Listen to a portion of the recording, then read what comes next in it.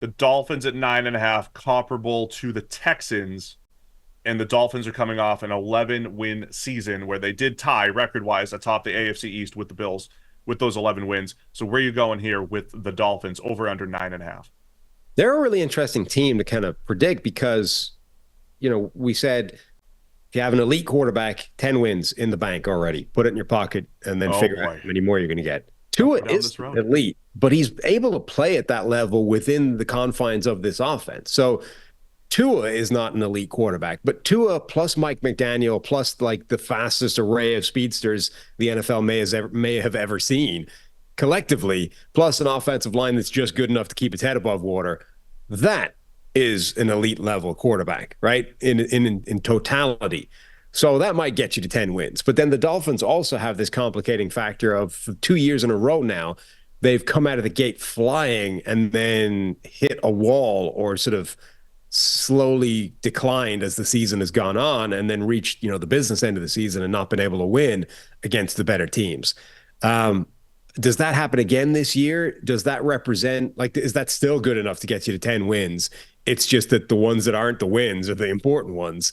And that's where you end up hitting this sort of glass ceiling of how good they can be. I think Miami and Mike McDaniel are now this really interesting team coach combination where clearly they do some amazing cutting edge stuff. Like that short motion stuff that they broke the league with for a period last season, is a phenomenal sort of leap forward. It's a classic coaching evolution, right? It's a really simple concept that you almost can't believe hasn't been widely taken advantage of before now, and yet almost completely revolutionizes the game in the space of half a season. Now, everybody did start doing that, and even more so this year is going to be starting it. So he's done some amazing things already, but it's an arms race in the NFL. Defenses are going to be better equipped to deal with that now. Has he got another thing up his sleeve coming into this season?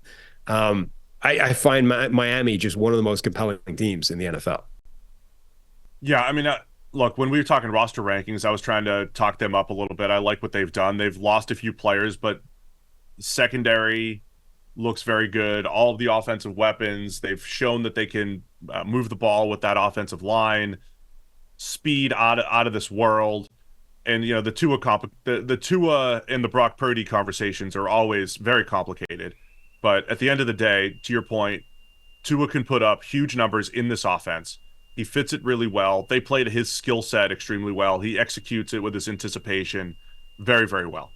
So I think for this exercise, over under, I'm taking the over for Miami. I am, much like Dallas, I'm a believer in the Miami Dolphins in the regular season. Sometimes it's tough to remember 2 years ago, but 2 years ago, Tua got hurt. It didn't look the same, but they still go into the playoffs with Skylar Thompson and give the Bills a game, right? Mike McDaniel, it feels uncomfortable that they can't go in and win a playoff game, right? It never really felt like they had a chance to actually upset Kansas City in the cold. But sometimes it does take a couple of years to build this thing up. And so they got better in year 2 under Mike McDaniel. Now we're in year 3, and I think they'll continue to get better. So I'll take the over for the Dolphins. I'm probably going to take the over for every AFC East team. It's also it's really easy to fall into that kind of trap of just pattern recognition, right? Miami fails to get it done again in the playoffs against a good team in the cold. There's too many narratives that all fit so neatly into that inevitable result of Miami not beating Kansas City. But remember, they also completely ran out of pass rushers at that point. That may have been the single most determinative factor, not the cold, not the fact that they don't beat good teams, not the fact that, they've had this history of starting well and then fading. The fact that they literally didn't have anybody capable of rushing the passer. That might have been the biggest thing there. So maybe they were, well good enough to beat Kansas City in normal circumstances. It's just that at that point, the injuries had completely removed any real opportunity they had to achieve that. And, if that's your determination, then you look at them this year and you say, okay, they are better than that. They could win 12, 13 games and, be a contender again. So I'm with you. I think they go over.